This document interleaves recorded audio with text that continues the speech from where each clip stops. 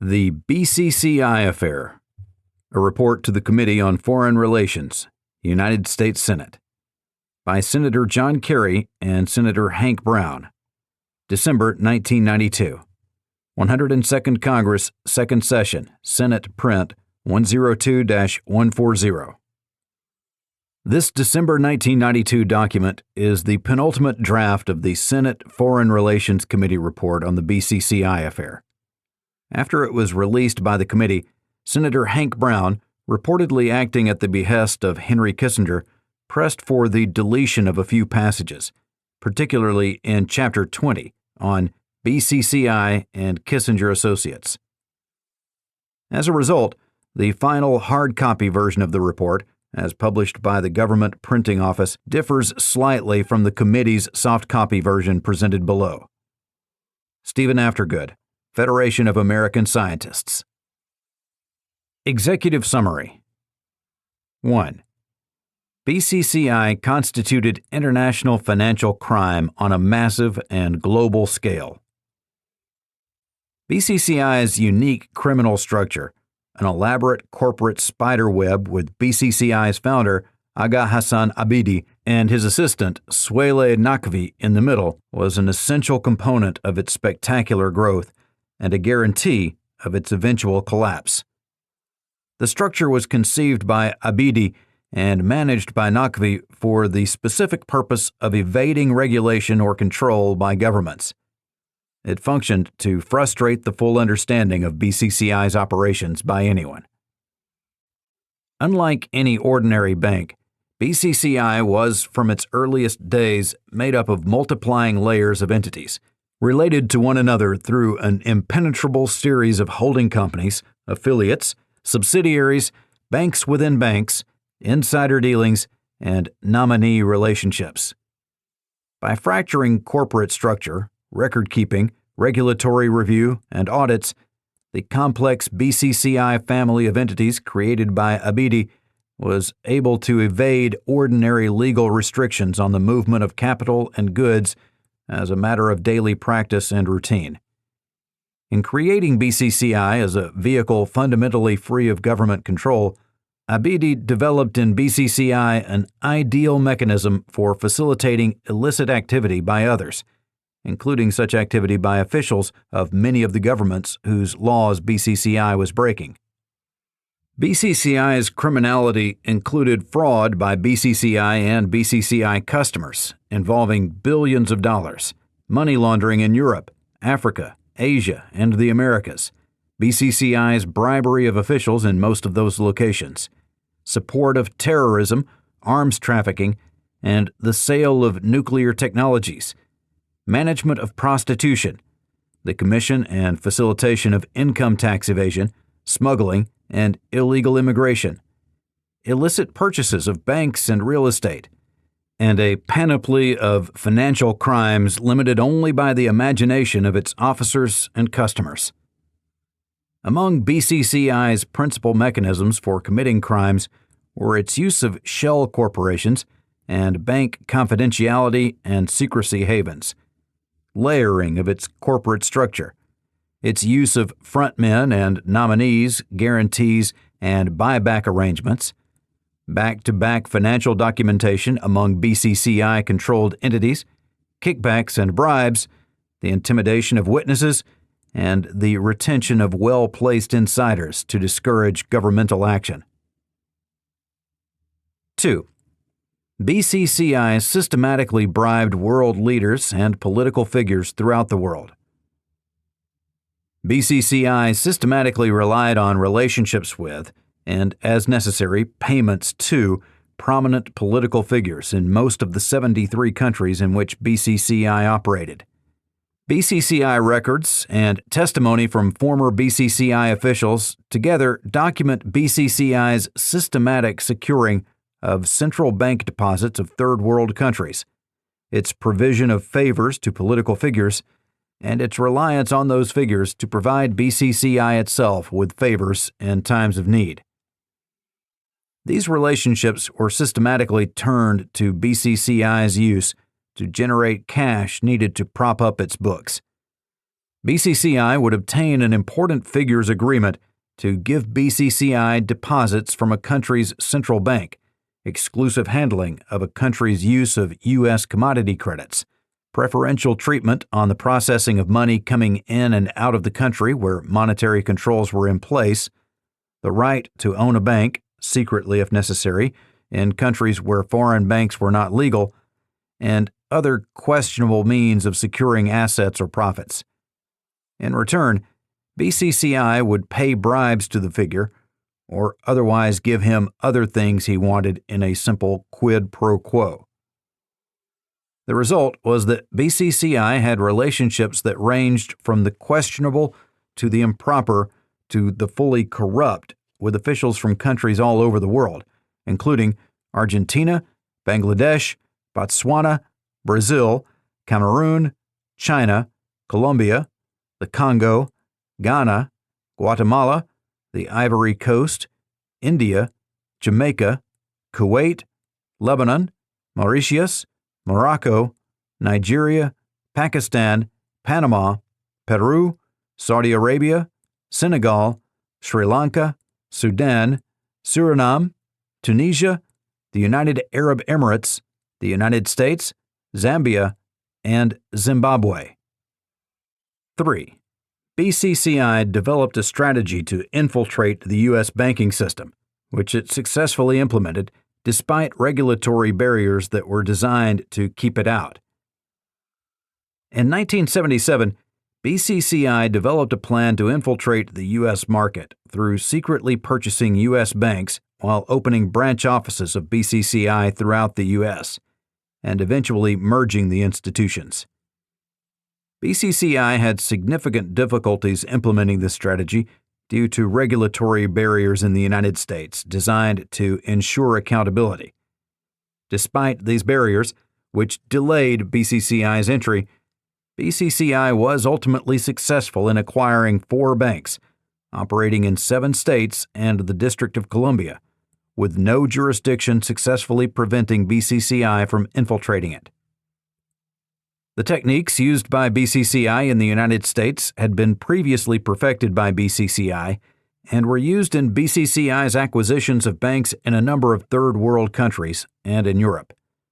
These included purchasing banks through nominees and arranging to have its activities shielded by prestigious lawyers, accountants, and public relations firms on the one hand, and politically well-connected agents on the other.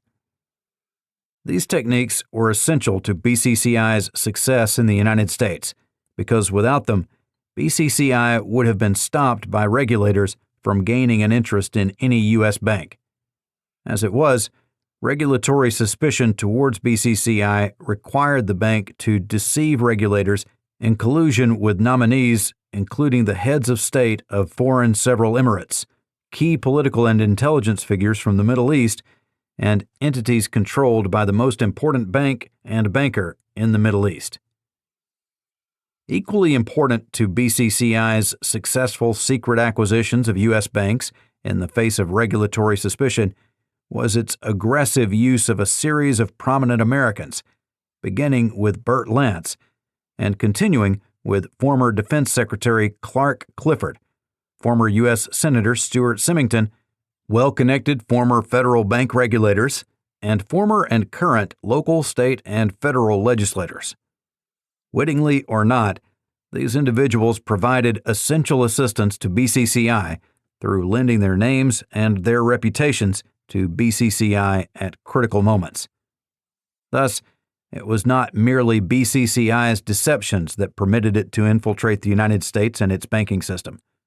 Also essential were BCCI's use of political influence peddling and the revolving door in Washington. 4. The Justice Department mishandled its investigation and prosecution of BCCI and its relationships with other government agencies concerning BCCI. Federal prosecutors in Tampa handling the 1988 drug money laundering indictment of BCCI failed to recognize the importance of information they received concerning BCCI's other crimes, including its apparent secret ownership of First American. As a result, They failed adequately to investigate these allegations themselves, or to refer this portion of the case to the FBI and other agencies at the Justice Department who could have properly investigated the additional information.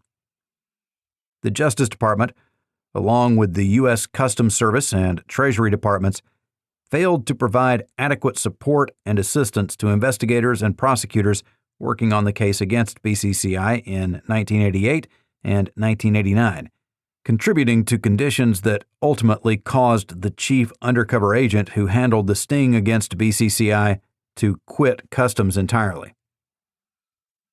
The January 1990 plea agreement between BCCI and the U.S. Attorney in Tampa kept BCCI alive and had the effect of discouraging BCCI's officials from telling the U.S. what they knew about BCCI's larger criminality, including its ownership of First American and other U.S. banks.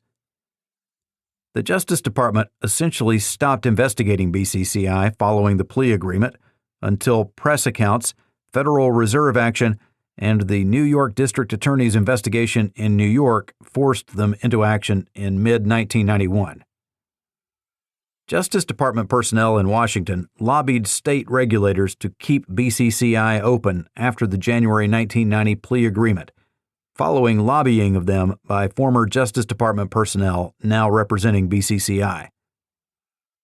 Relations between Main Justice and Washington and the U.S. Attorney for Miami, Dexter Leitonen, broke down on BCCI-related prosecutions, and key actions on BCCI-related cases in Miami were, as a result, delayed for months during 1991.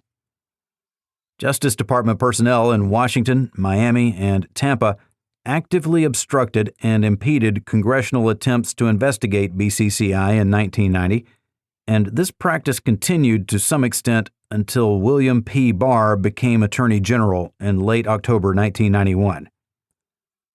Justice Department personnel in Washington, Miami, and Tampa obstructed and impeded attempts by New York District Attorney Robert Morgenthau to obtain critical information concerning BCCI in 1989, 1990, and 1991.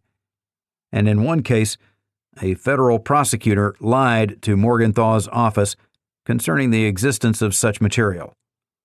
Important failures of cooperation continued to take place until William P. Barr became Attorney General in late October 1991. Cooperation by the Justice Department with the Federal Reserve was very limited until after BCCI's global closure on July 5, 1991. Some public statements by the Justice Department concerning its handling of matters pertaining to BCCI were more cleverly crafted than true. 5. New York District Attorney Morgenthau not only broke the case on BCCI, but indirectly brought about BCCI's global closure. Acting on information provided him by the subcommittee, New York District Attorney Robert Morgenthau began an investigation in 1989 of BCCI, which materially contributed to the chain of events that resulted in BCCI's closure. Questions asked by the district attorney intensified the review of BCCI's activities by its auditors, Price Waterhouse, in England, and gave life to a moribund Federal Reserve investigation of BCCI's secret ownership of First American. The district attorney's criminal investigation was critical to stopping an intended reorganization of BCCI, worked out through an agreement with the Bank of England, the government of Abu Dhabi, BCCI's auditors, Price Waterhouse, and BCCI itself, in which the nature and extent of BCCI's criminality would be suppressed, while Abu Dhabi would commit its financial resources to keep the bank going during a restructuring. By the late spring of 1991, the key obstacle to a successful restructuring of BCCI bankrolled up Abu Dhabi was the possibility that the District Attorney of New York would indict. Such an indictment would have inevitably caused a swift and thoroughly justified international run on BCCI by depositors all over the world. Instead, it was a substantial factor in the decision of the Bank of England to take the information it had received from Price Waterhouse and rely on it to close BCCI. 6. BCCI's accountants failed to protect BCCI's innocent depositors and creditors from the consequences of poor practices at the bank, of which the auditors were aware for years. BCCI's decision to divide its operations between two auditors, neither of whom had the right to audit all BCCI operations, was a significant mechanism by which BCCI was able to hide its frauds during its early years. For more than a decade, neither of BCCI's auditors objected to this practice. BCCI provided loans and financial benefits to some of its auditors, whose acceptance of these benefits creates an appearance of impropriety, based on the possibility that such benefits could, in theory, affect the independent judgment of the auditors involved. These benefits included loans to two Pricewaterhouse partnerships in the Caribbean. In addition, there are serious questions concerning the acceptance of payments and possibly housing from BCCI or its affiliates by Pricewaterhouse partners in the Grand Caymans, and possible acceptance of sexual favors provided by BCCI officials to certain persons affiliated with the firm. Regardless of BCCI's attempts to hide its frauds from its outside auditors, there were numerous warning bells visible to the auditors from the early years of the bank's activities, and BCCI's auditors could have and should have done more to respond to them. By the end of 1987, given Pricewaterhouse UK's knowledge about the inadequacies of BCCI's records, it had ample reason to recognize that there could be no adequate basis for certifying that it had examined BCCI's books and records, and that its picture of those records were indeed a true and fair view of BCCI's financial state of affairs. The certifications by BCCI's auditors that its picture of BCCI's books were true and fair from December 31, 1987 forward had the consequence of assisting BCCI in misleading depositors, regulators, investigators, and other financial institutions as to BCCI's true financial condition. Prior to 1990, Pricewaterhouse UK knew of gross irregularities in BCCI's handling of loans to CCAH, First American, and was told of violations of U.S. banking laws by BCCI and its borrowers in connection with CCAH, First American, and failed to advise the partners of its U.S. affiliate or any U.S. regulator. There is no evidence that Pricewaterhouse UK has to this day notified Pricewaterhouse US of the extent of the problems it found at BCCI, or of BCCI's secret ownership of CCAH First American. Given the lack of information provided Pricewaterhouse US by its United Kingdom affiliate, the U.S. firm performed its auditing of BCCI's U.S. branches in a manner that was professional and diligent, albeit unilluminating concerning BCCI's true activities in the United States. Pricewaterhouse's certification of BCCI's books and records in April 1990 was explicitly conditioned by Pricewaterhouse UK on the proposition that Abu Dhabi would bail BCCI out of its financial losses and that the Bank of England, Abu Dhabi, and BCCI would work with the auditors to restructure the bank and avoid its collapse. Pricewaterhouse would not have made the certification but for the assurances it received from the Bank of England that its continued certification of BCCI's books was appropriate and, indeed, necessary for the bank's survival. The April 1990 agreement among Pricewaterhouse UK, Abu Dhabi, BCCI, and the Bank of England described above resulted in Pricewaterhouse UK certifying the financial picture presented in its audit of BCCI as true and fair, with a single footnote material to the huge losses still to be dealt with, and failed adequately to describe their serious nature. As a consequence, the certification was materially misleading to anyone who relied on it, ignorant of the facts then mutually known to BCCI, Abu Dhabi, Pricewaterhouse, and the Bank of England. The decision by Abu Dhabi, Pricewaterhouse UK, BCCI, and the Bank of England to reorganize BCCI over the duration of 1990 and 1991, rather than to advise the public of what they knew, caused substantial injury to innocent depositors and customers of BCCI who continued to do business with an institution which each of the above parties knew had engaged in fraud. From at least April 1990 through November 1990, the government of Abu Dhabi had knowledge of BCCI's criminality and frauds, which it apparently withheld from BCCI's outside auditors, contributing to the delay in the ultimate closure of the bank, and causing further injury to the bank's innocent depositors and customers. 7. The CIA developed important information on BCCI and inadvertently failed to provide it to those who could use it.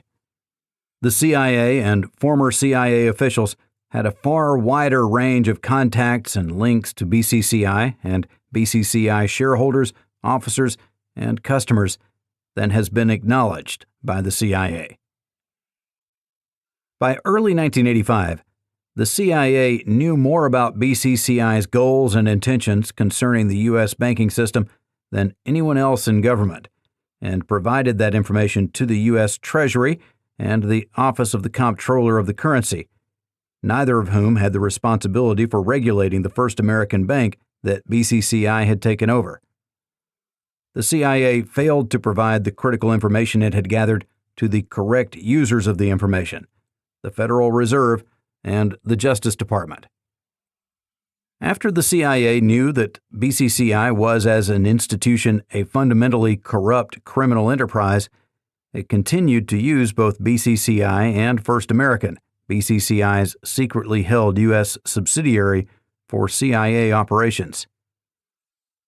While the reporting concerning BCCI by the CIA was in some respects impressive, especially in its assembling of the essentials of BCCI's criminality, its secret purchase of First American by 1985, and its extensive involvement in money laundering, there were also remarkable gaps in the CIA's reported knowledge about BCCI.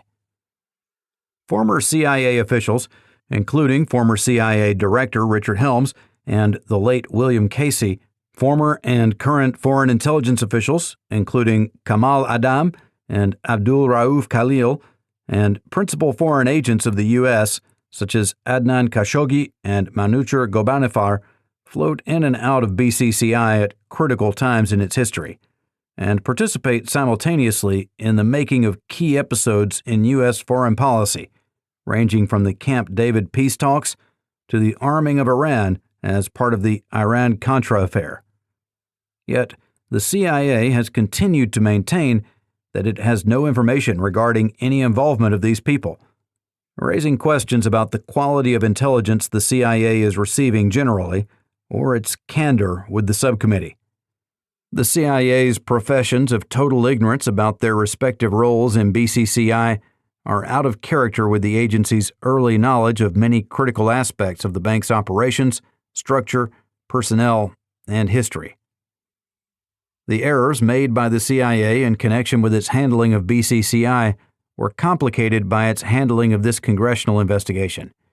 Initial information that was provided by the CIA was untrue.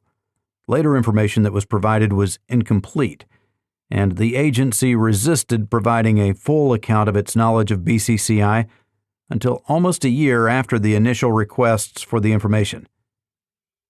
These experiences suggest caution in concluding that the information provided to date is full and complete.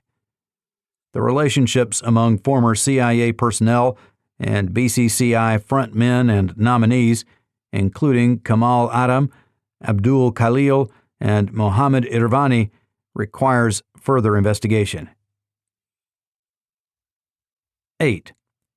The flawed decisions made by regulators in the U.S. which allowed BCCI to secretly acquire U.S. banks were caused in part by gaps in the regulatory process and in part by BCCI's use of well-connected lawyers to help them through the process. When the Federal Reserve approved the takeover of Financial General Bank shares by CCAH in 1981, It had substantial circumstantial evidence before it to suggest that BCCI was behind the bank's purchase. The Federal Reserve chose not to act on that evidence because of the specific representations that were made to it by CCAH's shareholders and lawyers that BCCI was neither financing nor directing the takeover. These representations were untrue, and the Federal Reserve would not have approved the CCAH application but for the false statements made to it. In approving the CCAH application, the Federal Reserve relied upon representations from the Central Intelligence Agency, State Department, and other U.S. agencies that they had no objections to or concerns about the Middle Eastern shareholders who were purporting to purchase shares in the bank. The Federal Reserve also relied upon the reputation for integrity of BCCI's lawyers, especially that of former Secretary of Defense Clark Clifford and former Federal Reserve Counsel Baldwin Tuttle. Assurances provided the Federal Reserve by the CIA and State Department and by both attorneys had a material impact on the Federal Reserve's willingness to approve the CCAH application, despite its concerns about BCCI's possible involvement. In 1981, the Office of the Comptroller of the Currency had additional information from reports concerning BCCI's role in the Bank of America and the National Bank of Georgia, concerning BCCI's possible use of nominee arrangements and alter egos to purchase banks on its behalf in the United States, which it failed to pass on to the Federal Reserve. This failure was inadvertent, not intentional. In approving the CCAH application, the Federal Reserve permitted BCCI and its attorneys to carve out a seeming loophole in the commitment that BCCI not be involved in financing or controlling CCAH's activities. This loophole permitted BCCI to act as an investment advisor and information conduit to CCAH's shareholders. The Federal Reserve's decision to accept this arrangement allowed BCCI and its attorneys and agents to use these permitted activities as a cover for the true nature of BCCI's ownership of CCAH and the First American banks. After approving the CCAH application in 1981, the Federal Reserve received few indicators about BCCI's possible improper involvement in CCAH First American. However, at several critical junctures, especially the purchase by First American of the National Bank of Georgia from Gaith Pharaon in 1986, there were obvious warning signs that could have been investigated and which were not until late 1990. As a foreign bank whose branches were chartered by state banking authorities, BCCI largely escaped the Federal Reserve's scrutiny regarding its criminal activities in the United States, unrelated to its interest in CCAH First American. This gap in regulatory oversight has since been closed by the passage of the Foreign Bank Supervision Enhancement Act of 1991. The U.S. Treasury Department failed to provide the Federal Reserve with information it received concerning BCCI's ownership of First American in 1985 and 1986 from the CIA. However, IRS agents did provide important information to the Federal Reserve on this issue in early 1989, which the Federal Reserve failed adequately to investigate at the time. The FDIC approved Gaith Pharaon's purchase of the Independence Bank in 1985, knowing him to be a shareholder of BCCI and knowing that he was placing a senior BCCI officer in charge of the bank, and failed to confer with the Federal Reserve or the OCC regarding their previous experiences with Pharaon and BCCI. Once the Federal Reserve commenced a formal investigation of BCCI and First American on January 3, 1991, its investigation of BCCI and First American was aggressive and diligent.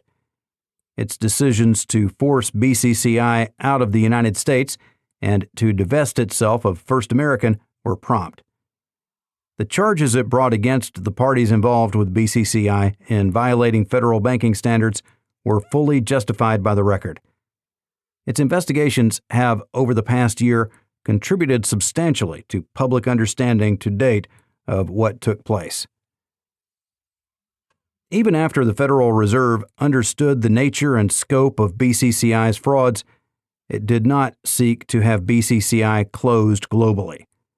This position was in some measure the consequence of the Federal Reserve's need to secure the cooperation of BCCI's majority shareholders, the government and royal family of Abu Dhabi, in providing some $190 million to prop up First American Bank and prevent an embarrassing collapse.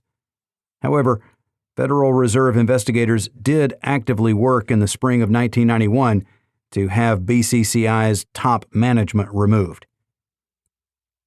In investigating BCCI, the Federal Reserve's efforts were hampered by examples of lack of cooperation by foreign governments, including most significantly the Serious Fraud Office in the United Kingdom, and since the closure of BCCI on July 5, 1991, the government of Abu Dhabi. U.S. regulatory handling of the U.S. banks secretly owned by BCCI was hampered by a lack of coordination among the regulators, which included the Federal Reserve, the FDIC, and the OCC, highlighting the need for further integration of these separate banking regulatory agencies on supervision and enforcement.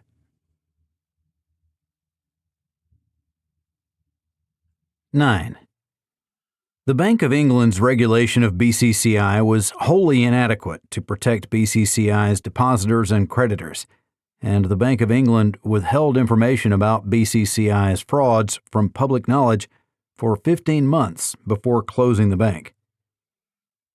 The Bank of England had deep concerns about BCCI from the late 1970s on, and undertook several steps to slow BCCI's expansion in the United Kingdom.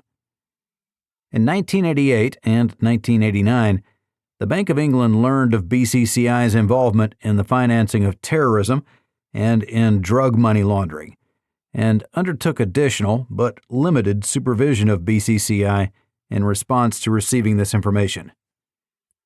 In the spring of 1990, Price Waterhouse advised the Bank of England that there were substantial loan losses at BCCI, numerous poor banking practices, and evidence of fraud, which together had created a massive hole in BCCI's books.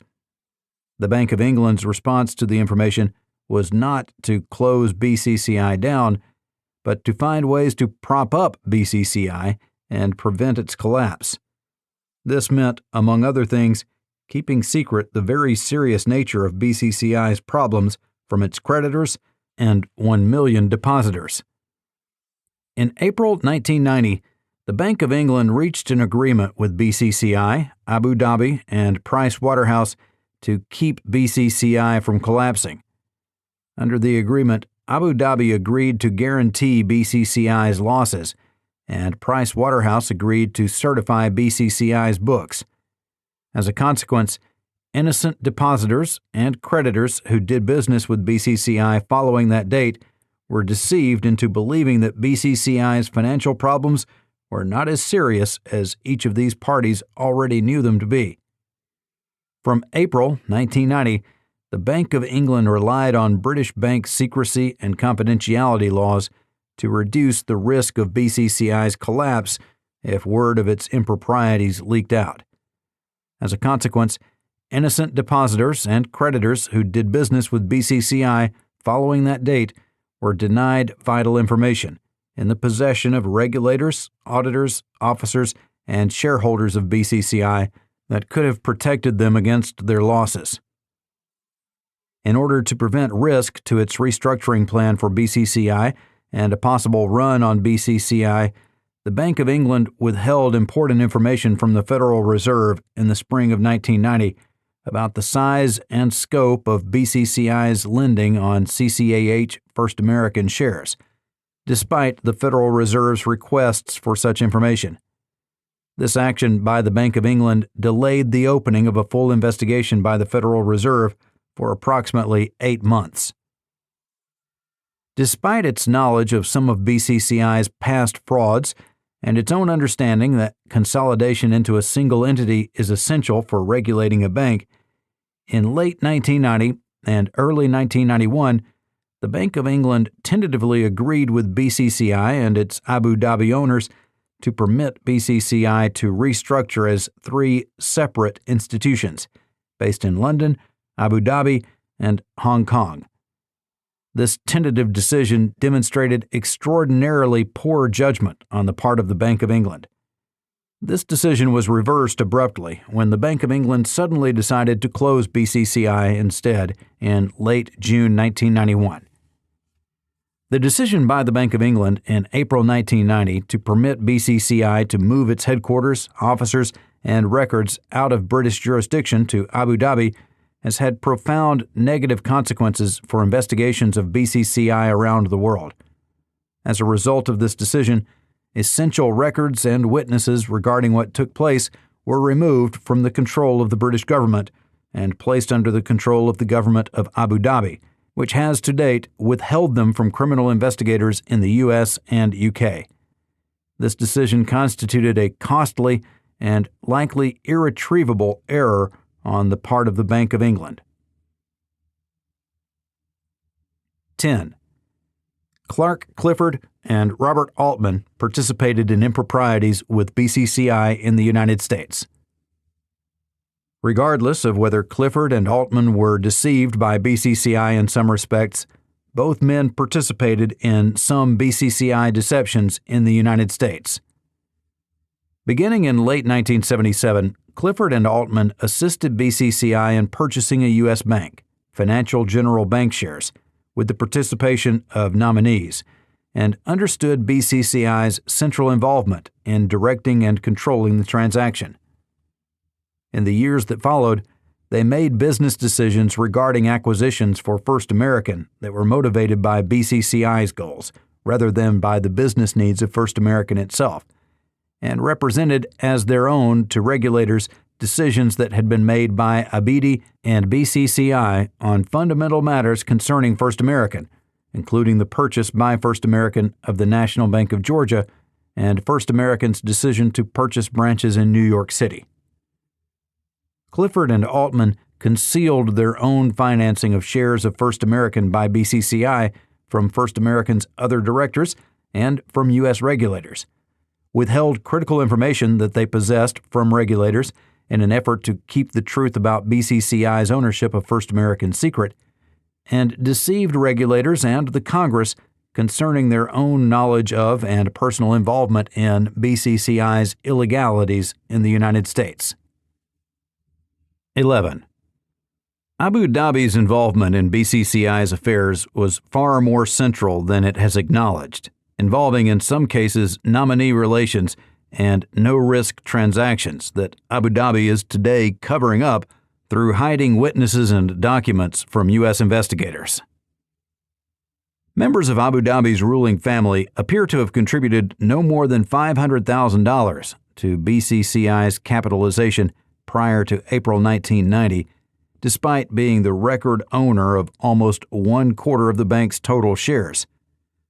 An unknown but substantial percentage of the shares acquired by Abu Dhabi overall in BCCI appear to have been acquired on a risk-free basis, either with guaranteed rates of return, buyback arrangements, or both. The interest held in BCCI by the Abu Dhabi ruling family, like the interests held by the rulers of the three other Gulf sheikdoms in the United Arab Emirates who owned shares of BCCI, materially aided and abetted Abidi and BCCI in projecting the illusion that BCCI was backed by and capitalized by Abu Dhabi's wealth. Investments made in BCCI by the Abu Dhabi Investment Authority appear to have been genuine, although possibly guaranteed by BCCI with buyback or other no-risk arrangements.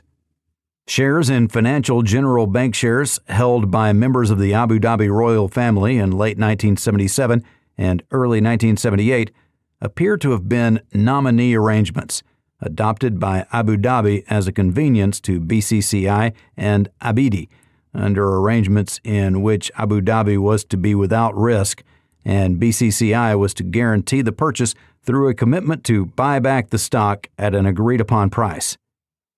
Abu Dhabi's representative to BCCI's board of directors, Fainam Al-Mazroui, received unorthodox financial benefits from BCCI in no-risk stock deals, which may have compromised his ability to exercise independent judgment concerning BCCI's actions, confirmed at least one fraudulent transaction involving Abu Dhabi, and engaged in other improprieties pertaining to BCCI, but remains today in place at the apex of Abu Dhabi's committee designated to respond to BCCI's collapse. In April 1990, Abu Dhabi was told in detail about BCCI's fraud by top BCCI officials and failed to advise BCCI's external auditors of what it had learned. Between April 1990 and November 1990, Abu Dhabi and BCCI together kept some information concerning BCCI's frauds hidden from the auditors. From April 1990 through July 5, 1991, Abu Dhabi tried to save BCCI through a massive restructuring. As part of the restructuring process, Abu Dhabi agreed to take responsibility for BCCI's losses. Pricewaterhouse agreed to certify BCCI's books for another year, and Abu Dhabi, Pricewaterhouse, the Bank of England, and BCCI agreed to keep all information concerning BCCI's frauds and other problems secret from BCCI's 1 million depositors, as well as from U.S. regulators and law enforcement, to prevent a run on the bank. After the Federal Reserve was advised by the New York District Attorney of possible nominee arrangements involving BCCI and First American, Abu Dhabi, in an apparent effort to gain the Federal Reserve's acquiescence in BCCI's proposed restructuring, provided limited cooperation to the Federal Reserve, including access to selected documents. The cooperation did not extend to permitting the Federal Reserve open access to all BCCI documents or substantive communication with key BCCI officials held in Abu Dhabi, such as BCCI's former president, Suele Naqvi. That access ended with the closure of BCCI July 5, 1991. From November 1990 through the present, Abu Dhabi has failed to provide documents and witnesses to U.S. law enforcement authorities and to the Congress, despite repeated commitments to do so. Instead, it has actively prevented U.S. investigators from having access to vital information necessary to investigate BCCI's global wrongdoing. The proposed agreement between Abu Dhabi and BCCI's liquidators to settle their claims against one another contains provisions which could have the consequence of permitting Abu Dhabi to cover up any wrongdoing it may have had in connection with BCCI. There is some evidence that the Sheikh Zayed may have had a political agenda in agreeing to the involvement of members of the Abu Dhabi royal family and its investment authority in purchasing shares of Financial General Bank shares, then of CCAH First American. This evidence is offset in part by testimony that Abu Dhabi share purchases in the U.S. bank were done at Abidi's request and did not represent an actual investment by Abu Dhabi until much later. 12. BCCI made extensive use of the revolving door and political influence peddling in the United States to accomplish its goals. BCCI's political connections in Washington had a material impact on its ability to accomplish its goals in the United States. In hiring lawyers, lobbyists, and public relations firms in the United States to help it deal with its problems vis-à-vis the government, BCCI pursued a strategy that it had practiced successfully around the world: the hiring of former government officials. BCCI's and its shareholders' cadre of professional help in Washington, D.C. included, at various times, a former Secretary of Defense, Clark Clifford, former senators and congressmen, John Culver, Mike Barnes, former federal prosecutors, Larry Wexler, Raymond Benoon, and Larry Barcella, a former State Department official, William Rogers, a former White House aide, Ed Rogers, a current presidential campaign deputy director, James Lake, and former Federal Reserve attorneys, Baldwin Tuttle, Jerry Hawk, and Michael Bradfield. In addition, BCCI solicited the help of Henry Kissinger, who chose not to do business with BCCI, but made a referral of BCCI to his own lawyers. At several key points in BCCI's activities in the U.S., the political influence and personal contacts of those it hired had an impact in helping BCCI accomplish its goals, including in connection with the 1981 CCAH acquisition of FGB and the handling and aftermath of BCCI's plea agreement in Tampa in 1990. The political connections of BCCI's U.S. lawyers and lobbyists were critical to impeding congressional and law enforcement investigations from 1988 through 1991, through a variety of techniques that included impugning the motives and integrity of investigators and journalists, withholding subpoenaed documents, and lobbying on Capitol Hill to protect BCCI's reputation and discourage efforts to close the bank down in the United States. 13. BCCI's public relations firm smeared people who were telling the truth as part of its work for BCCI.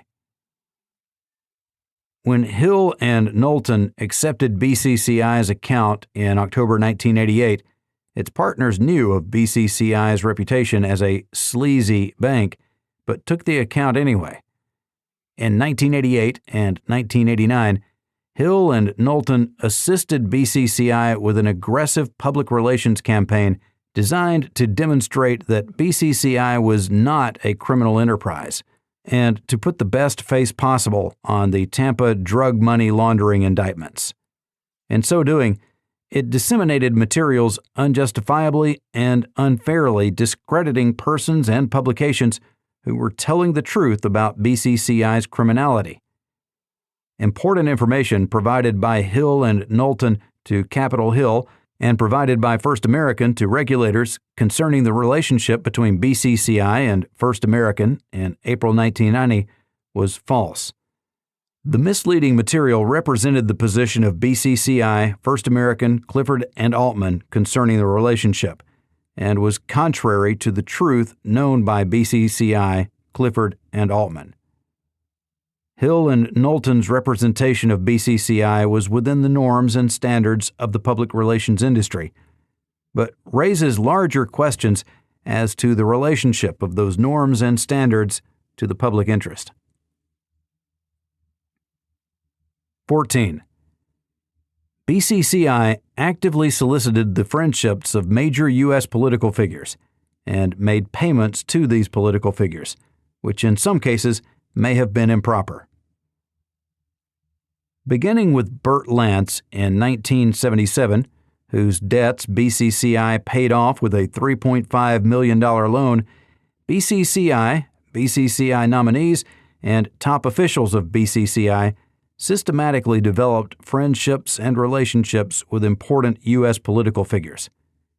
While those which are publicly known include former President Jimmy Carter, Jesse Jackson, and Andrew Young, the subcommittee has received information suggesting that BCCI's network extended to other U.S. political figures. The payments made by BCCI to Andrew Young while he was a public official were at best unusual and, by all appearances, improper.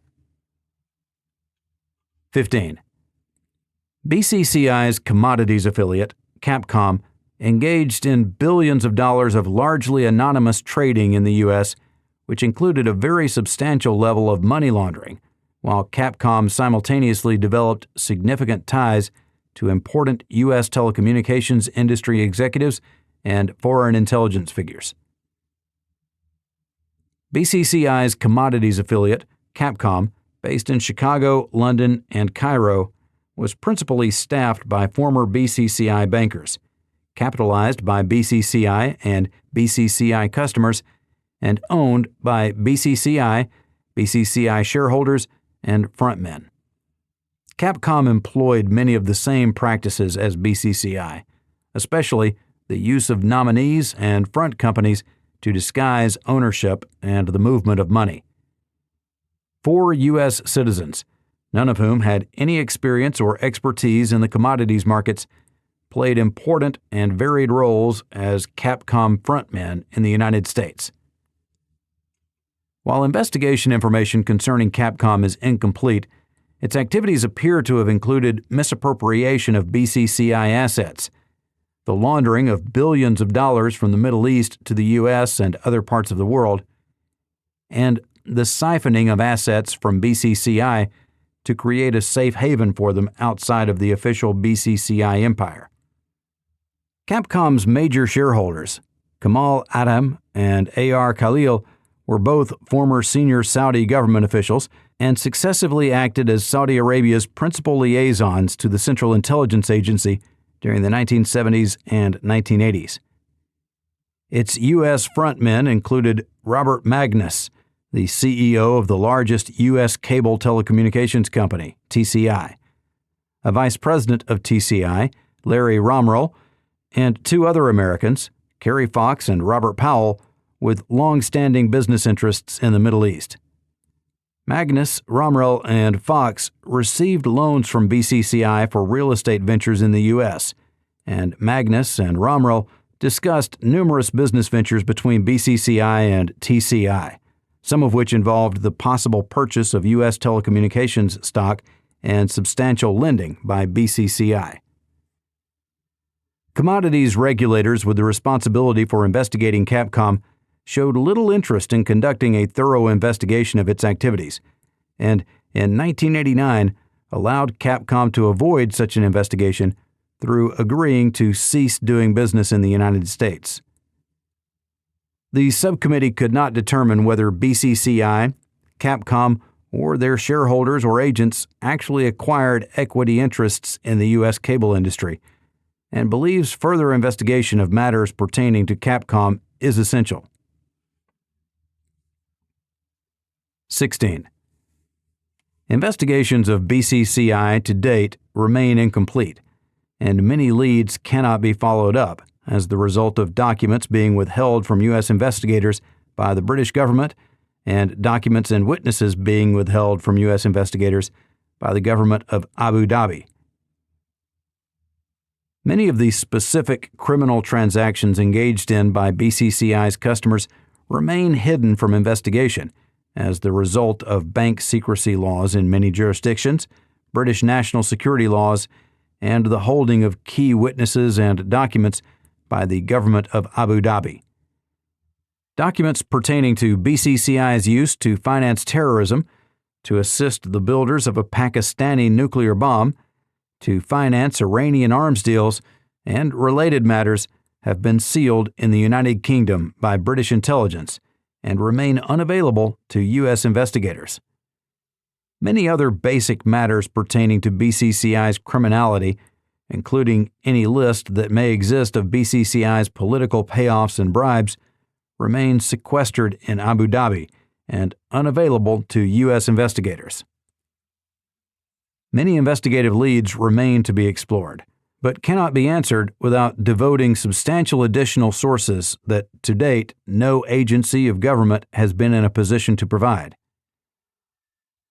Unanswered questions include, but are not limited to, the relationship between BCCI and the Banco Nacional del Lavoro, the alleged relationship between the late CIA Director William Casey and BCCI, the extent of BCCI's involvement in Pakistan's nuclear program, BCCI's manipulation of commodities and securities markets in Europe and Canada, BCCI's activities in India, including its relationship with the business empire of the Hinduja family, BCCI's relationships with convicted Iraqi arms dealer Sarkis Sarkanalian, Syrian drug trafficker, terrorist, and arms trafficker Monzer al-Qassar, and other major arms dealers.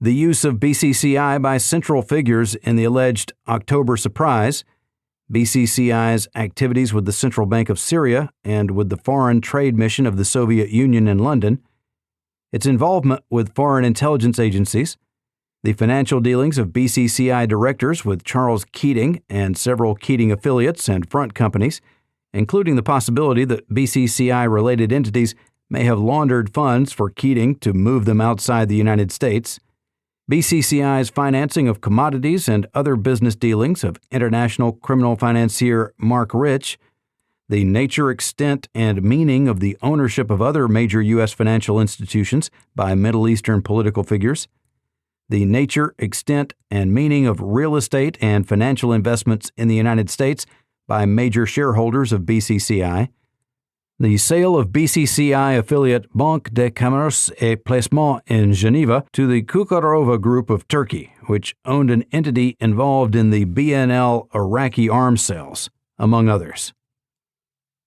The withholding of documents and witnesses from U.S. investigators by the government of Abu Dhabi threatens vital U.S. foreign policy, anti-narcotics and money laundering, and law enforcement interests, and should not be tolerated.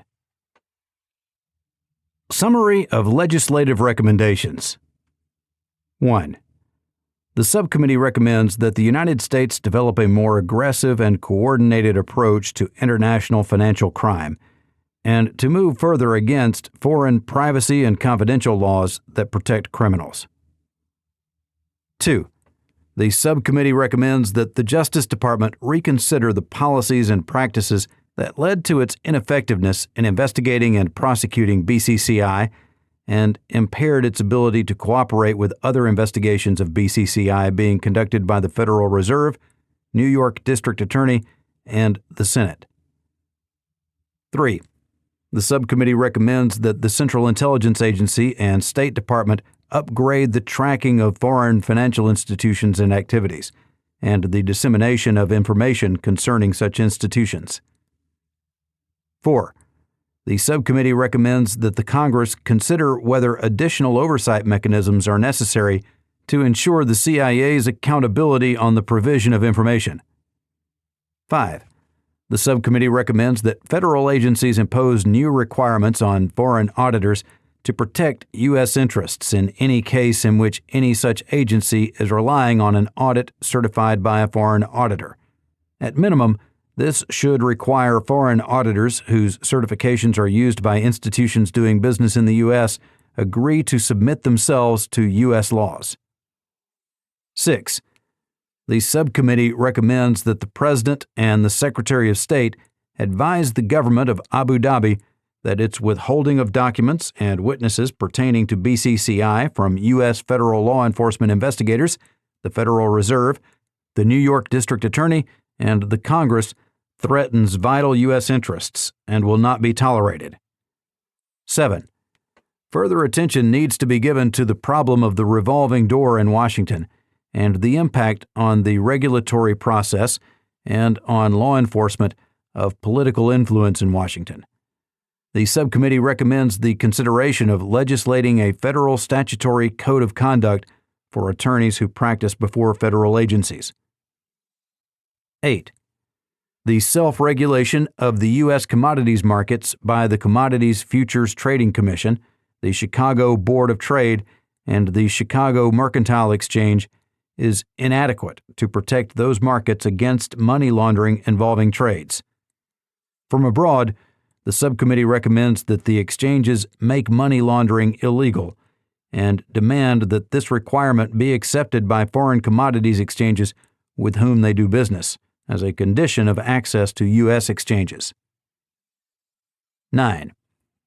The subcommittee recommends that further steps be taken to ensure adequate accountability of foreign financial institutions doing business in the United States, including requiring foreign banks form separately capitalized holding companies in the United States as a condition of license, and the consideration by the Federal Reserve of establishing a minimum standard for consolidated regulation that excludes bank regulatory havens. 10. The subcommittee recommends that foreign investors who purchase substantial shares of U.S. businesses be required to appear personally in the United States as insurance that the foreign investor is not acting as a nominee for someone else. 11. Turf wars continue to severely damage the ability of law enforcement agencies in the United States to do their job. The subcommittee recommends the establishment of a committee of law enforcement officials whose job it is to conduct oversight of, prevent, and respond to failures of cooperation in law enforcement. 12. The subcommittee recommends that a statutory mechanism for the receipt by Congress of foreign financial information be established. Introduction and summary of investigation. BCCI cannot be taken as an isolated example of a rogue bank, but a case study of the vulnerability of the world to international crime on a global scale that is beyond the current ability of governments to control. Its multi-billion-dollar collapse is merely the latest in a series of international financial scandals that have bedeviled international banking this century. Its techniques and its associations with government officials, intelligence agencies, and arms traffickers were neither new nor unique.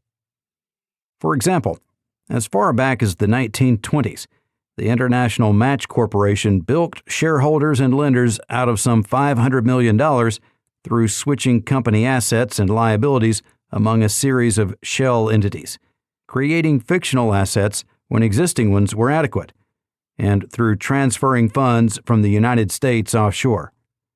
All the while, its chairman, Ivan Kruger, maintained friendships with numerous world leaders, including then U.S. President Herbert Hoover, in a manner reminiscent of BCCI's founder Aga Hassan Abidi's relationships with President Carter a half a century later.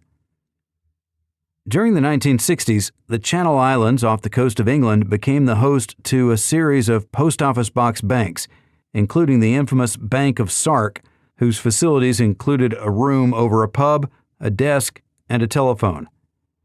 That headquarters proved adequate to enable the swindlers who established the bank to use it to sell some $100 million in fraudulent checks and letters of credit on the Phantom Bank before their criminality was discovered. In the same period, Bernie Kornfeld, chairman of the Investors Overseas Service, IOS, which sold the Fund of Funds, and fugitive financier Robert Vesco siphoned off hundreds of millions of dollars from investors in the mutual fund that, at its height, had $3 billion in assets under its management. In doing so, it moved funds held at Credit Suisse to a small bank which IOS itself owned based in Luxembourg, from which the funds disappeared. Again, this technique anticipated the methods used by BCCI to shift assets from legitimate institutions to its own, and then to engage in wire transfers sufficient to make them impossible to track. Similar techniques were used by Italian financier Michele Sindona in connection with his management of Banco Ambrosiano in Italy, and by former CIA agent Michael Hand in the drug money laundering Nugan Hand Bank in Australia during the late 1970s and early 1980s. The latter institution had numerous ties to U.S. intelligence and military personnel which have never been explained. Thus, the rise and fall of BCCI is not an isolated phenomenon, but a recurrent problem that has grown along with the growth of the international financial community itself. Given the extraordinary magnitude of international financial transactions, which amount to some $4 trillion per day moving through the New York clearance system alone, the opportunities for fraud are huge, the rewards great, and the systems put in place to protect against them far from adequate, as this report demonstrates in some detail. The scope and variety of BCCI's criminality and the issues raised by that criminality are immense and beyond the scope of any single investigation or report. This report, the product of some 4 years of investigation by the subcommittee, while extensive, can merely provide a basic guideline to the fundamental facts and issues raised by the BCCI affair. The subcommittee investigation of BCCI began in February 1988, early in the second year of a 2-year investigation of the relationship between drug trafficking to U.S. foreign policy and law enforcement that had been authorized by the full committee. During a hearing on General Noriega's drug trafficking and money laundering, BCCI was identified as facilitating Noriega's criminal activity. In March 1988, the Foreign Relations Committee authorized the issuance of subpoenas to BCCI and those at the bank involved in handling Noriega's assets, and the accounts of others in Panama and Colombia. Service of those subpoenas was delayed at the request of the Justice Department and U.S. Customs Service, due to concern that its service could interfere with an ongoing sting operation of BCCI in Tampa, Operation Sea Chase. By the time the subcommittee secured the permission of federal authorities to move forward with service of the subpoena in late July 1988, the subcommittee had completed the public hearings in connection with its investigative mandate and was proceeding to complete its final report, with no further investigative efforts planned. However, service of the subpoena set into motion a series of contacts during the late summer and early fall involving the subcommittee, BCCI officials, and BCCI's attorneys, including Clark Clifford and Robert Altman. During those contacts, BCCI officials advised Subcommittee Counsel Jack Bloom that, in their view, BCCI and its attorneys were obstructing the subcommittee's efforts to investigate the bank. The subcommittee conducted a deposition of one key BCCI official, Amjad Awan, shortly before his arrest in the customs sting, and deposed a second former BCCI officer following the sting during the final days of the authorization given the subcommittee by the Foreign Relations Committee. Thus, as the 2-year investigation of the subcommittee authorized by the Foreign Relations Committee ended, investigating BCCI remained a major piece of unfinished subcommittee business. In the spring of 1989, Senator Kerry, chairman of the subcommittee, authorized Bloom, as he was leaving the subcommittee, to provide the information he had developed to the Justice Department. After the Justice Department, in Bloom's view, had failed to follow up on the information provided, he took the same information to New York District Attorney Robert Morgenthau, who shortly commenced his investigation of BCCI, based in substantial part on the leads provided him by Bloom and the subcommittee. In the meantime, Senator Kerry asked 2 members of his personal staff to continue the investigation from within his personal office until such time as further authorization might be granted from the Foreign Relations Committee or another committee of formal jurisdiction for a committee investigation. During 1989 and 1990, staff in Senator Kerry's office had numerous contacts with BCCI's attorneys, certain BCCI customers, and, in a truncated fashion, with BCCI officials, in an attempt to determine whether allegations concerning BCCI's secret ownership of First American bank shares were correct, and as part of an effort to identify the extent and nature of BCCI's support of drug money laundering. In January 1990, when the Justice Department entered into a plea agreement with BCCI, Senator Kerry criticized the plea agreement for permitting BCCI to avoid trial, and the $14 million fine as insufficient punishment for an institution which had a corporate policy of laundering drug money. At the same time, the subcommittee published a report on drug money laundering, which focused in part on further questions concerning BCCI, including BCCI's alleged secret ownership of First American. During the spring and summer of 1990, Senator Kerry's staff conducted further investigative efforts concerning BCCI, met with BCCI's and First American's attorneys on several occasions, attempting to obtain BCCI documents. In July 1990, Senator Kerry, in his capacity as chairman of the subcommittee, scheduled hearings on BCCI which were postponed after BCCI's attorneys and the Justice Department advised staff that each of the requested witnesses, including BCCI attorney and First American President Robert Altman, would decline the subcommittee's request to testify. After efforts to obtain authorization for the investigation within the Banking Committee failed, Senator Kerry decided in early 1991 to formalize the personal staff investigation within the subcommittee and to seek formal authorization for an investigation from the Foreign Relations Committee, which was granted on May 23, 1991, without dissent. Together with this authorization, the Foreign Relations Committee authorized the issuance of a subpoena to BCCI for records pertaining to its dealings with foreign officials of a number of countries, arms dealers, and focusing on its secret ownership of U.S. financial institutions. At this time, Senator Kerry was joined in further investigative efforts by his ranking member, Senator Brown. While the Foreign Relations Committee provided consistent support for the subcommittee's efforts through 1991 and 1992, staffing resources for the investigation remained limited, amounting to 2 attorneys with no budget for travel. The lack of resources particularly hampered efforts to investigate matters pertaining to BCCI's activities outside the United States. Authority for subpoenas and writs were granted by the committee to the subcommittee on May 23, 1991, November 27, 1991, February 29, 1992, June 4, 1992.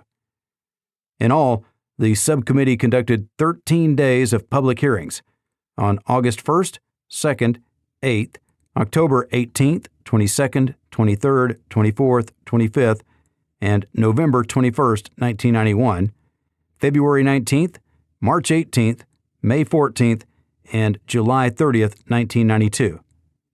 1 day of closed hearings on October 31st, 1991, and staffed an additional day of hearings in the Senate Banking Subcommittee on Consumer and Regulatory Affairs on May 23, 1991.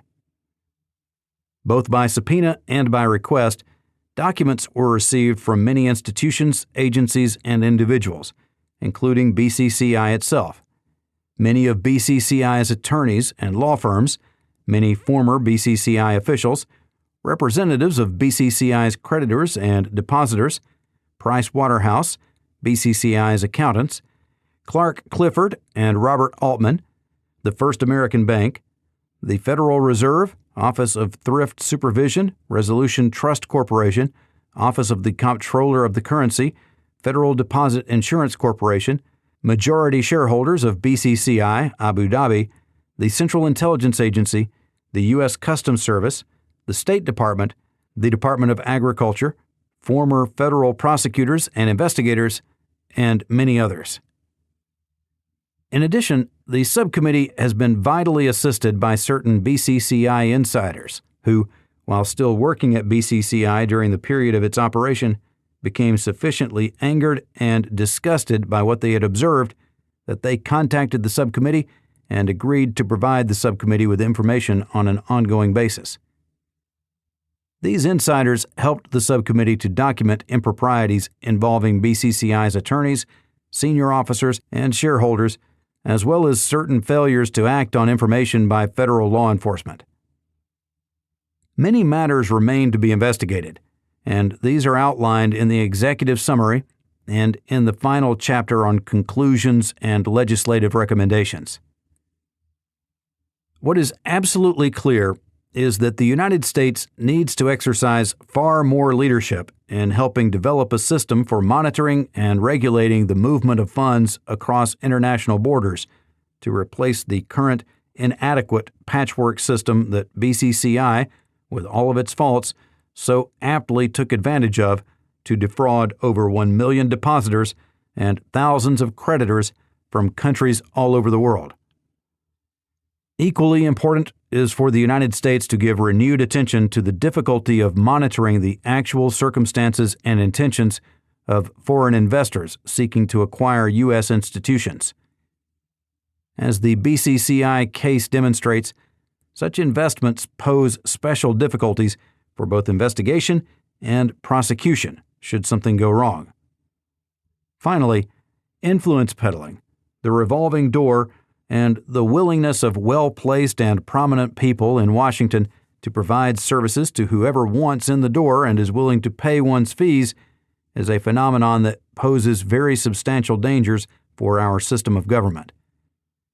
As the BCCI case suggests, higher standards of conduct by the private sector in Washington that lives alongside of government is an essential part of making it possible for government to work. The lack of those standards was a significant factor in BCCI's success in committing crimes, and the government's failures in doing anything about them.